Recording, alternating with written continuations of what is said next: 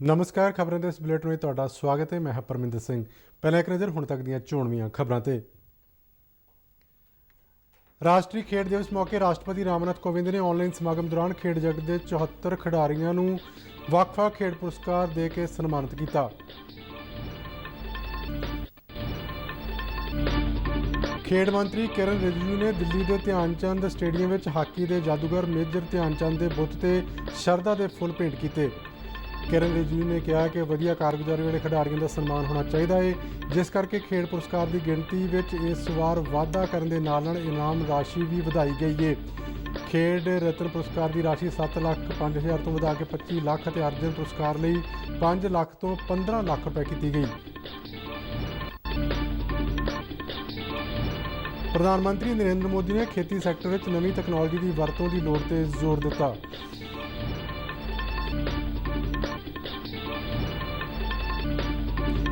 प्रधानमंत्री भड़के रेडियो ते अपने बहुत चर्चित प्रोग्राम मन की बात राही देश वासियों को संबोधन करनगे।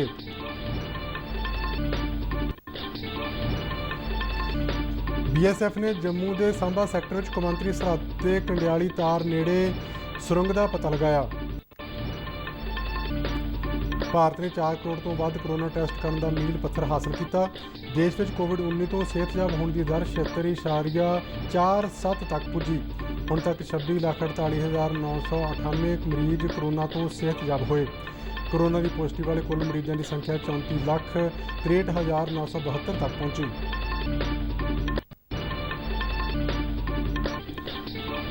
मोहाली जिले में मनरेगा तहत गरीब लोगों को रोजगार देने के नाल वड्डे पद्धर ते विकास के काम नेपरे चढ़े। पिंडां दे लोगों ने औखे समय में रोजगार मुहैया कराने लई केंद्र सरकार का किया धन्नवाद। ਤੇ ਹੁਣ ਖਬਰਾਂ ਵਿਸਥਾਰ ਨਾਲ। ਅੱਜ ਰਾਸ਼ਟਰੀ ਖੇਡ ਦਿਵਸ ਮੌਕੇ ਖੇਡ ਜਗਤ ਦੇ 74 ਸਿਤਾਰਿਆਂ ਨੂੰ ਵੱਖ-ਵੱਖ ਖੇਡ ਪੁਰਸਕਾਰ ਦੇ ਕੇ ਸਨਮਾਨਿਤ ਕੀਤਾ ਗਿਆ। ਭਾਰਤ ਦੇ ਰਾਸ਼ਟਰਪਤੀ ਰਾਮਨਾਥ ਕੋਵਿੰਦ ਨੇ ਕੋਵਿਡ-19 ਮਹਾਮਾਰੀ ਦੇ ਮੱਦੇਨਜ਼ਰ ਆਨਲਾਈਨ ਸਮਾਗਮ ਦੌਰਾਨ ਇਨ੍ਹਾਂ ਖਿਡਾਰੀਆਂ ਨੂੰ ਸਨਮਾਨਿਤ ਕੀਤਾ। ਇਸ ਸਾਲ ਖੇਡ ਪੁਰਸਕਾਰਾਂ ਲਈ ਚੁਣੇ ਗਏ 74 ਖਿਡਾਰੀਆਂ ਵਿੱਚ 5 ਨੂੰ ਰਾਜੀਵ ਗਾਂਧੀ ਖੇਡ ਰਤਨ ਜਦਕਿ 27 ਖਿਡਾਰੀਆਂ ਨੂੰ ਅਰਜਨ ਪੁਰਸਕਾਰ ਪ੍ਰਦਾਨ ਕੀਤੇ ਗਏ। ਇਨ੍ਹਾਂ ਵਿੱਚੋਂ 60 ਖਿਡਾਰੀਆਂ ਨੇ ਦੇਸ਼ ਦੇ ਵੱਖ-ਵੱਖ ਸ਼ਹਿਰਾਂ ਵਿੱਚ 11 ਸਪੋਰਟਸ ਅਥਾਰਟੀ ਆਫ ਇੰਡੀਆ ਦੇ ਸੈਂਟਰਾਂ ਤੋਂ ਇਸ ਸਮਾਗਮ ਵਿੱਚ ਸ਼ਿਰਕਤ ਕੀਤੀ ਅਤੇ ਸਨਮਾਨ ਹਾਸਲ ਕੀਤੇ। ਕ੍ਰਿਕਟਰ ਰੋਹਿਤ ਸ਼ਰਮਾ ਨੂੰ ਖੇਲ ਰਤਨ ਅਤੇ ਇਸ਼ਾਂਤ ਸ਼ਰਮਾ ਨੂੰ ਅਰਜਨ ਅਵਾਰਡ ਦਿੱਤਾ ਜਾਣਾ ਸੀ, ਪਰ IPL ਖੇਡਾਂ ਵਿੱਚ ਹਿੱਸਾ ਲੈਣ ਲਈ ਇਸ ਸਮੇਂ ਉਹ ਸੰਯੁਕਤ ਅਰਬ ਅਮਰਾਤ ਵਿੱਚ ਸਨ, ਜਿਸ ਕਰਕੇ ਸਮਾਗਮ ਵਿੱਚ ਸ਼ਾਮਲ ਨਹੀਂ ਹੋ ਸਕੇ। ਜਦਕਿ ਉੱਘੇ ਪਹਿਲਵਾਨ ਵਿਨੇਸ਼ ਫੋਗਾਟ, ਜਿਨ੍ਹਾਂ ਨੂੰ ਖੇਲ ਰਤਨ ਲਈ ਚੁਣਿਆ ਗਿਆ ਸੀ, ਅਤੇ ਅਰਜਨ ਪੁਰਸਕਾਰ ਲਈ ਚੁਣੇ ਗਏ ਬੈਡਮਿੰਟਨ ਖਿਡਾਰੀ ਸਾਤਵਿਕ ਸਾਈਰਾਜ ਰਣਕੇ ਰੈਡੀ ਦੇ ਕੋਰੋਨਾ ਪੋਜ਼ਿਟਿਵ ਹੋਣ ਕਾਰਨ ਉਹਨਾਂ ਨੂੰ ਆਪਣੇ ਆਪ ਨੂੰ ਇਸ ਸਮਾਗਮ ਤੋਂ ਦੂਰ ਰੱਖਣਾ ਪਿਆ।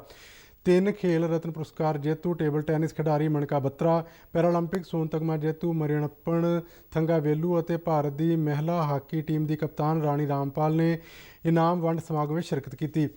ਮਣਕਾ ਬੱਤਰਾ ਨੇ ਸਮਾਗਮ ਵਿੱਚ ਹਿੱਸਾ ਲੈਣ ਲਈ ਪੁਣੇ ਤੋਂ ਲੌਗਇਨ ਕੀਤਾ, ਜਦਕਿ ਥੰਗਾਵੇਲੂ ਅਤੇ ਰਾਮਪਾਲ ਨੇ ਬੈਂਗਲੁਰੂ ਤੋਂ ਸ਼ਿਰਕਤ ਕੀਤੀ। ਸਮਾਗਮ ਦੌਰਾਨ ਰਾਸ਼ਟਰਪਤੀ ਰਾਮਨਾਥ ਕੋਵਿੰਦ ਨੇ ਪੁਰਸਕਾਰ ਜੇਤੂ ਖਿਡਾਰੀਆਂ ਦਾ ਨਾਮ ਬੁਲਾਏ ਜਾਣ ਤੇ ਉਹਨਾਂ ਦੀ ਹੌਸਲਾ ਅਫਜ਼ਾਈ ਕੀਤੀ, ਪਰ ਇਸ ਵਾਰ ਖੇਡ ਪੁਰਸਕਾਰ ਸਮਾਗਮ ਵਿੱਚ ਰਾਸ਼ਟਰਪਤੀ ਭਵਨ ਦੇ ਦਰਬਾਰ ਹਾਲ ਦਾ ਪੁਰਾਣਾ ਦ੍ਰਿਸ਼ ਅਤੇ ਰੌਣਕ ਗਾਇਬ ਰਹੀ। ਇਨਾਮ ਵੰਡ ਸਮਾਗਮ ਤੋਂ ਬਾਅਦ ਆਪਣੇ ਸੰਬੋਧਨ ਵਿੱਚ ਰਾਸ਼ਟਰਪਤੀ ਰਾਮਨਾਥ ਕੋਵਿੰਦ ਨੇ ਕਿਹਾ ਕਿ ਖੇਡਾਂ ਅਤੇ ਖਿਡਾਰੀ ਦੇਸ਼ ਲਈ ਇਕਜੁੱਟਤਾ ਦੀ ਭਾਵਨਾ ਨੂੰ ਮਜ਼ਬੂਤ ਕਰਦੇ ਨੇ। ਉਹਨਾਂ ਕਿਹਾ ਕਿ ਇਹ ਪੁਰਸਕਾਰ ਇਸ ਗੱਲ ਦਾ ਸਬੂਤ ਨੇ ਕਿ ਦੇਸ਼ ਵਿੱਚ ਖੇਡਾਂ ਅਤੇ ਖਿਡਾਰੀਆਂ ਲਈ ਨਵੇਂ ਮੌਕੇ ਪੈਦਾ ਹੋਏ ਨੇ। ਰਾਸ਼ਟਰਪਤੀ ਨੇ ਮਹਿਲਾ ਖਿਡਾਰੀਆਂ ਦੇ ਯੋਗਦਾਨ ਲਈ ਵਿਸ਼ੇਸ਼ ਤੌਰ ਤੇ ਪ੍ਰਸ਼ੰਸਾ ਕੀਤੀ। ਉਹਨਾਂ ਕਿਹਾ ਕਿ ਦੇਸ਼ ਦੇ ਪੇਂਡੂ ਇਲਾਕਿਆਂ ਵਿੱਚ ਖੇਡੀਆਂ ਜਾਣ ਵਾਲੀਆਂ ਕਬੱਡੀ ਅਤੇ ਖੋ-ਖੋ ਵਰਗੀਆਂ ਖੇਡਾਂ ਵਿਸ਼ਵ ਪੱਧਰ ਤੇ ਹਰਮਨ ਪਿਆਰੀਆਂ ਹੋ ਰਹੀਆਂ ਨੇ।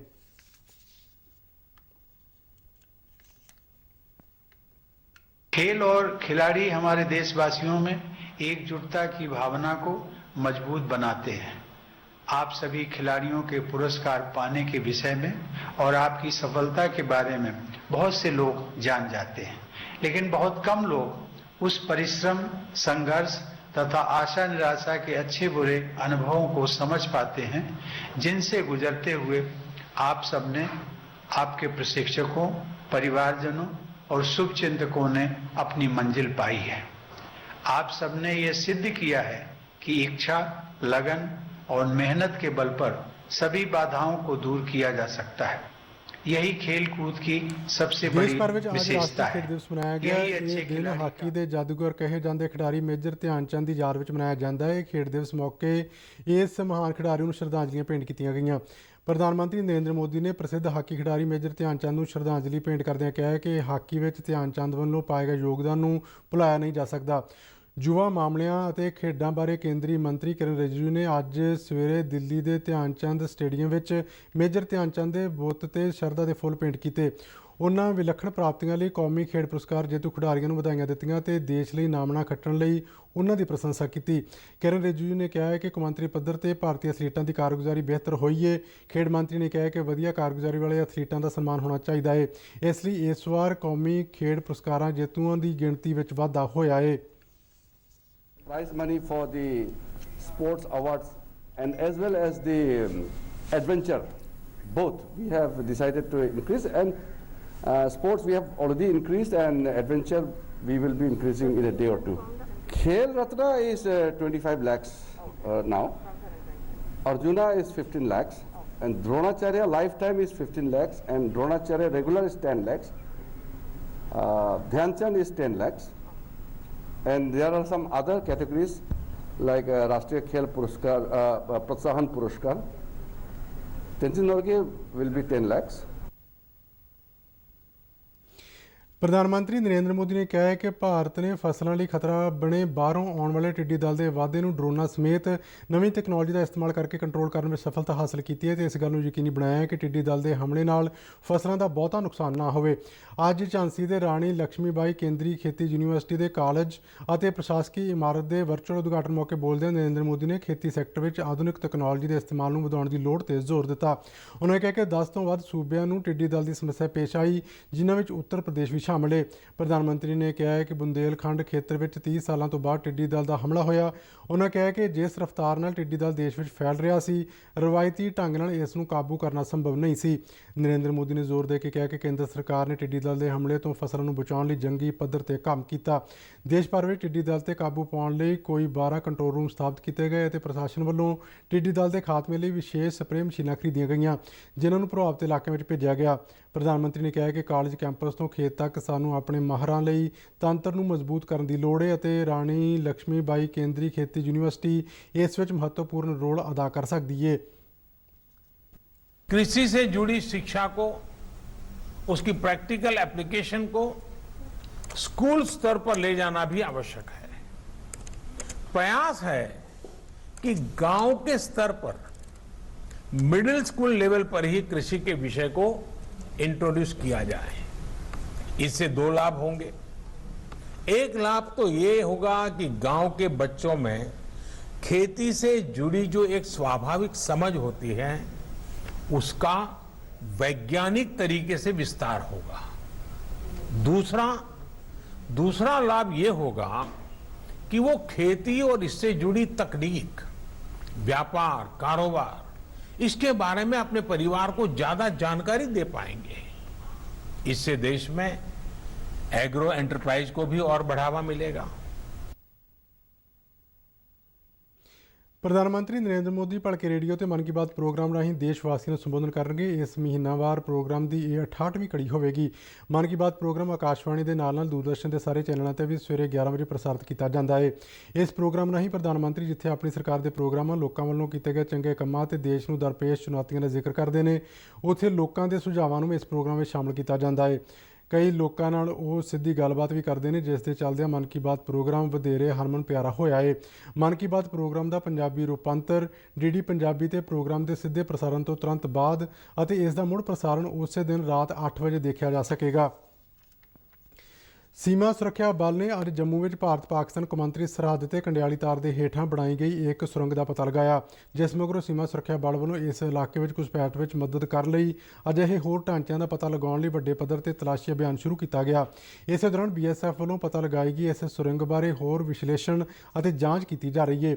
BSF ਦੇ ਡਾਇਰੈਕਟਰ ਜਨਰਲ ਰਾਕੇਸ਼ ਅਸਥਾਨਾ ਨੇ ਆਪਣੇ ਫਰੰਟੀਅਰ ਦੇ ਕਮਾਂਡਰਾਂ ਨੂੰ ਇਹ ਯਕੀਨੀ ਬਣਾਉਣ ਦੇ ਨਿਰਦੇਸ਼ ਦਿੱਤੇ ਨੇ ਕਿ ਘੁਸਪੈਠ ਵਿਰੋਧੀ ਗ੍ਰਿਡ ਦਰੁਸਤ ਰਹੇ ਅਤੇ ਇਸ ਸਰਹੱਦ ਤੇ ਕਿਸੇ ਕਿਸੇ ਵੀ ਤਰ੍ਹਾਂ ਦੇ ਕੋਈ ਪਾੜੇ ਨਾ ਹੋਣ। BSF ਦੇ ਅਧਿਕਾਰੀ ਨੇ ਦੱਸਿਆ ਹੈ ਕਿ ਸੁਰੰਗ ਜੰਮੂ ਦੇ ਸਾਂਭਾ ਸੈਕਟਰ ਵਿੱਚ ਭਾਰਤ ਵਾਲੇ ਪਾਸੇ ਕੰਡਿਆਲੀ ਤਾਰ ਤੋਂ ਕੋਈ 50 ਮੀਟਰ ਦੀ ਦੂਰੀ ਤੇ ਪਾਈ ਗਈ। ਇਸ ਸੁਰੰਗ ਦੀ BSF ਦਾ ਗਸ਼ਤ ਪਾਰਟੀ ਵੱਲੋਂ ਪਤਾ ਲਗਾਇਆ ਗਿਆ। ਅਧਿਕਾਰੀਆਂ ਨੇ ਇਹ ਵੀ ਦੱਸਿਆ ਹੈ ਕਿ ਇਸ ਸੁਰੰਗ ਦੇ ਮੂੰਹ ਤੇ ਰੇਤੇ ਦੀਆਂ ਪਲਾਸਟਿਕ ਦੀਆਂ ਬੋਰੀਆਂ ਰੱਖੀਆਂ ਗਈਆਂ ਸਨ, ਜਿਨ੍ਹਾਂ ਤੇ ਪਾਕਿਸਤਾਨੀ ਮਾਰਕੇ ਲੱਗੇ ਹੋਏ ਸਨ। ਇਹਨਾਂ ਸੁਰੰਗਾਂ ਦੀ ਗਹਿਰਾਈ ਮੋਹਰਲੇ ਸਿਰੇ ਤੇ 25 ਫੁੱਟ ਦੱਸੀ ਜਾ ਰਹੀ ਹੈ। ਇਸ ਸੁਰੰਗ ਤੋਂ ਸਭ ਤੋਂ ਨੇੜਲੀ ਪਾਕਿਸਤਾਨ ਦੀ ਸਰਹੱਦੀ ਚੌਂਕੀ ਕੋਈ 400 ਮੀਟਰ ਦੀ ਦੂਰੀ ਤੇ ਸਥਿਤ ਹੈ। ਪਾਕਿਸਤਾਨ ਨਾਲ ਲੱਗਦੀ ਪੰਜਾਬ ਦੀ ਕੌਮਾਂਤਰੀ ਸਰਹੱਦ ਤੇ ਪਿੱਛੇ ਜਿਹੇ BSF ਵੱਲੋਂ 5 ਹਥਿਆਰਬੰਦ ਘੁਸਪੈਠੀਆਂ ਨੂੰ ਢੇਰ ਕੀਤਾ ਗਿਆ ਸੀ। BSF ਵੱਲੋਂ ਇਹ ਸਫਲਤਾ ਕੌਮਾਂਤਰੀ ਸਰਹੱਦ ਤੇ ਸ਼ੁਰੂ ਕੀਤੇ ਗਏ ਸੁਰੰਗ ਵਿਰੋਧੀ ਮੁਹਿੰਮ ਦੇ ਨਤੀਜੇ ਵਜੋਂ ਹਾਸਲ ਕੀਤੀ ਗਈ। ਅਜਿਹੀਆਂ ਘਟਨਾਵਾਂ ਤੋਂ ਬਾਅਦ ਪੰਜਾਬ, ਜੰਮੂ, ਰਾਜਸਥਾਨ ਅਤੇ ਗੁਜਰਾਤ ਵਿੱਚ ਪੈਂਦੇ ਕੋਈ 3300 ਕਿਲੋਮੀਟਰ ਦੇ ਕੌਮਾਂਤਰੀ ਬਾਰਡਰ ਤੇ BSF ਨੂੰ ਵਧੇਰੇ ਚੌਕਸ ਕੀਤਾ ਗਿਆ ਹੈ। ਕੌਮਾਂਤਰੀ ਸਰਹੱਦ ਰਾਹੀਂ ਅੱਤਵਾਦੀਆਂ ਵੱਲੋਂ ਭਾਰਤ ਵਿੱਚ ਘੁਸਪੈਠ ਕਰਨ ਦੀ ਕੋਸ਼ਿਸ਼ ਬਾਰੇ ਪ੍ਰਾਪਤ ਹੋਈਆਂ ਖੁਫੀਆ ਰਿਪੋਰਟਾਂ ਤੋਂ ਬਾਅਦ ਚੌਕਸੀ ਵਧਾਈ ਗਈ। ਅਜਿਹੀਆਂ ਘਟਨਾਵਾਂ ਦੇ ਮੱਦੇਨਜ਼ਰ ਸੀਮਾ ਸੁਰੱਖਿਆ ਬਲ ਕੌਮਾਂਤਰੀ ਸਰਹੱਦ ਤੇ ਸੁਰੰਗਾਂ ਦਾ ਪਤਾ ਲਗਾਉਣ ਲਈ ਜ਼ਮੀਨੀ ਰਡਾਰ ਦੀ ਤੈਨਾਤੀ ਬਾਰੇ ਵੀ ਵਿਚਾਰ ਕਰ ਰਹੀ ਹੈ। ਭਾਰਤ ਵਿੱਚ ਜਿੱਥੇ ਕਰੋਨਾ ਦੇ ਮਾਮਲਿਆਂ ਵਿੱਚ ਤੇਜ਼ੀ ਨਾਲ ਵਾਧਾ ਹੋਇਆ ਹੈ, ਉੱਥੇ ਕਰੋਨਾ ਤੋਂ ਸਿਹਤਯਾਬ ਹੋਣ ਵਾਲੇ ਲੋਕਾਂ ਦੀ ਸੰਖਿਆ ਵਿੱਚ ਵੀ ਤੇਜ਼ ਵਾਧਾ ਦਰਜ ਕੀਤਾ ਜਾ ਰਿਹਾ ਹੈ। ਇਸ ਦੇ ਨਾਲ ਹੀ ਕਰੋਨਾ ਟੈਸਟਿੰਗ ਦੀ ਵੱਡੀ ਪੱਧਰ ਤੇ ਚੱਲ ਰਹੀ ਹੈ। ਪਿਛਲੇ 3 ਦਿਨਾਂ ਦੌਰਾਨ ਰੋਜ਼ਾਨਾ ਲਗਾਤਾਰ 9 ਲੱਖ ਤੋਂ ਵੱਧ ਸੈਂਪਲਾਂ ਦੇ ਕਰੋਨਾ ਟੈਸਟ ਕੀਤੇ ਜਾ ਰਹੇ ਨੇ। ਭਾਰਤ ਵਿੱਚ ਹੁਣ ਤੱਕ 4 ਕਰੋੜ ਤੋਂ ਵੱਧ ਕਰੋਨਾ ਟੈਸਟ ਹੋ ਚੁੱਕੇ ਨੇ। ਕੇਂਦਰੀ ਸਿਹਤ ਮੰਤਰਾਲਾ ਅਨੁਸਾਰ 10 ਲੱਖ ਲੋਕਾਂ ਦੇ ਪਿੱਛੇ ਕਰੋਨਾ ਟੈਸਟਾਂ ਵਿੱਚ 29,280 ਦਾ ਵਾਧਾ ਦਰਜ ਕੀਤਾ ਗਿਆ ਹੈ। ਦੇਸ਼ ਵਿੱਚ ਅੱਜ 4 ਕਰੋੜ 4 ਲੱਖ 6,609 ਕਰੋਨਾ ਟੈਸਟ ਕਰਨ ਦਾ ਮੀਲ ਪੱਥਰ ਸਥਾਪਿਤ ਕੀਤਾ ਗਿਆ। ਇਸੇ ਦੌਰਾਨ ਬੀਤੇ ਦਿਨ ਦੇਸ਼ ਵਿੱਚ 76,472 ਨਵੇਂ ਕਰੋਨਾ ਮਾਮਲੇ ਸਾਹਮਣੇ ਆਉਣ ਮਗਰੋਂ ਕਰੋਨਾ ਦੀ ਪੁਸ਼ਟੀ ਵਾਲੇ ਕੁੱਲ ਮਰੀਜ਼ਾਂ ਦੀ ਸੰਖਿਆ 34,63,972 ਤੱਕ ਪਹੁੰਚ ਗਈ ਹੈ। ਬੀਤੇ ਦਿਨ 1,021 ਲੋਕਾਂ ਦੀ ਕਰੋਨਾ ਕਾਰਨ ਮੌਤ ਹੋਈ। ਹੁਣ ਤੱਕ ਕੋਵਿਡ-19 ਨਾਲ 62,550 ਮਰੀਜ਼ਾਂ ਦੀ ਮੌਤ ਹੋ ਚੁੱਕੀ ਹੈ। ਕਰੋਨਾ ਤੋਂ ਠੀਕ ਹੋਣ ਦੀ ਦਰ ਵਿੱਚ ਵੀ ਲਗਾਤਾਰ ਵਾਧਾ ਦਰਜ ਕੀਤਾ ਜਾ ਰਿਹਾ ਹੈ। ਹੁਣ ਤੱਕ 26,48,998 ਕਰੋਨਾ ਮਰੀਜ਼ ਸਿਹਤਯਾਬ ਹੋ ਕੇ ਘਰੀ ਪਰਤੇ। ਇਸ ਤਰ੍ਹਾਂ ਇਸ ਸਮੇਂ ਕਰੋਨਾ ਤੋਂ ਠੀਕ ਹੋਣ ਦੀ ਦਰ 76.47% ਤੇ ਪਹੁੰਚ ਗਈ ਹੈ। ਕਰੋਨਾ ਵਾਇਰਸ ਕਾਰਨ ਲੱਗੇ ਲਾਕਡਾਊਨ ਦੇ ਦਿਨਾਂ ਵਿੱਚ ਅਤੇ ਉਸ ਤੋਂ ਬਾਅਦ ਮੰਦੀ ਦੇ ਦੌਰ ਦੌਰਾਨ ਗਰੀਬ ਲੋਕਾਂ ਨੂੰ ਆਪਣੀ ਰੋਜ਼ੀ ਰੋਟੀ ਲਈ ਰੁਜ਼ਗਾਰ ਦੇਣ ਵਿੱਚ ਮਨਰੇਗਾ ਸਕੀਮ ਨੇ ਬਹੁਤ ਵੱਡਾ ਯੋਗਦਾਨ ਪਾਇਆ। ਜਿੱਥੇ ਲੋਕਾਂ ਨੂੰ ਕੰਮ ਮਿਲਿਆ, ਉੱਥੇ ਵੱਖ-ਵੱਖ ਖੇਤਰਾਂ ਵਿੱਚ ਕਾਰਜਾਂ ਲਈ ਪਿੰਡਾਂ ਦਾ ਸੁਧਾਰ ਵੀ ਹੋਇਆ। ਮੋਹਾਲੀ ਜ਼ਿਲ੍ਹੇ ਦੇ ਮਾਜਰੀ, ਖਰੜ ਅਤੇ ਡੇਰਾਬੱਸੀ ਬਲਾਕਾਂ ਵਿੱਚ ਕਰੋਨਾ-19 ਦੇ ਇਸ ਦੌਰ ਵਿੱਚ 735,60,000 ਰੁਪਏ ਦੇ ਰਕਮ ਮਨਰੇਗਾ ਕੰਮਾਂ ਲਈ ਖਰਚੀ ਗਈ। ਮੋਹਾਲੀ ਜ਼ਿਲ੍ਹੇ ਦੇ ADC ਵਿਕਾਸ ਰਾਜੀਵ ਗੁਪਤਾ ਨੇ ਪ੍ਰਸਾਰ ਭਾਰਤੀ ਨੂੰ ਦੱਸਿਆ ਕਿ ਇਸ ਸਮੇਂ ਦੌਰਾਨ ਮਨਰੇਗਾ ਤਹਿਤ 704 ਵਿਅਕਤੀਗਤ ਕੰਮ, 19 ਛੱਪੜਾਂ ਦੀ ਉਸਾਰੀ, 11 ਖੇਡਾਂ ਦੇ ਮੈਦਾਨ, 10 ਰਹਿੰਦ ਖੂਨ ਦੇ ਪ੍ਰਬੰਧ ਸੰਬੰਧੀ ਕੰਮ ਅਤੇ 28 ਪਾਰਕਾਂ ਨੂੰ ਨੁਹਾਰ ਬਦਲਣ ਲਈ ਕੰਮ ਕੀਤੇ ਗਏ।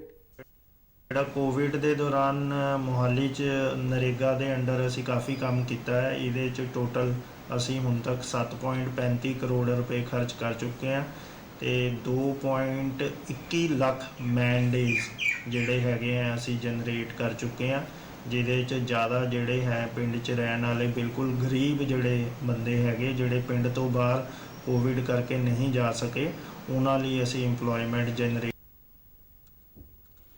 ਮੋਹਾਲੀ ਜ਼ਿਲ੍ਹੇ ਦੇ ਚੱਪੜਚਿੜੀ, ਖੁਰਦ ਅਤੇ ਕੈਲੋ ਪਿੰਡਾਂ ਦੇ ਲੋਕਾਂ ਨੇ ਮਨਰੇਗਾ ਤਹਿਤ ਕੰਮ ਮਿਲਣ ਤੇ ਤਸੱਲੀ ਪ੍ਰਗਟ ਕੀਤੀ ਹੈ ਤੇ ਔਖੇ ਸਮੇਂ ਇਸ ਸਕੀਮ ਰਾਹੀਂ ਉਹਨਾਂ ਨੂੰ ਲਗਾਤਾਰ ਕੰਮ ਦਿਵਾਉਣ ਲਈ ਪ੍ਰਧਾਨ ਮੰਤਰੀ ਨਰਿੰਦਰ ਮੋਦੀ ਦਾ ਧੰਨਵਾਦ ਕੀਤਾ। ਕਰੋਨਾ ਮੌਕੇ ਜੀ ਸਾਨੂੰ ਬਹੁਤ ਵਧੀਆ ਕੰਮ ਮਿਲਿਆ ਜੀ। ਇਹ ਪੈਸੇ ਵੀ ਠੀਕ ਆ ਰਹੇ ਜੀ, ਸਾਡੇ ਦਿਹਾੜੀ ਤੋਂ 70 ਰੇਟ ਮਿਲ ਰਹੀ ਹੈ ਜੀ। ਸਾਡੀ ਬਾਅਦ ਬਤਾਉਣੀ ਚਾਹੀਦੀ, ਵਧੀਆ ਕੰਮ ਚੱਲ ਰਿਹਾ ਸਾਡਾ।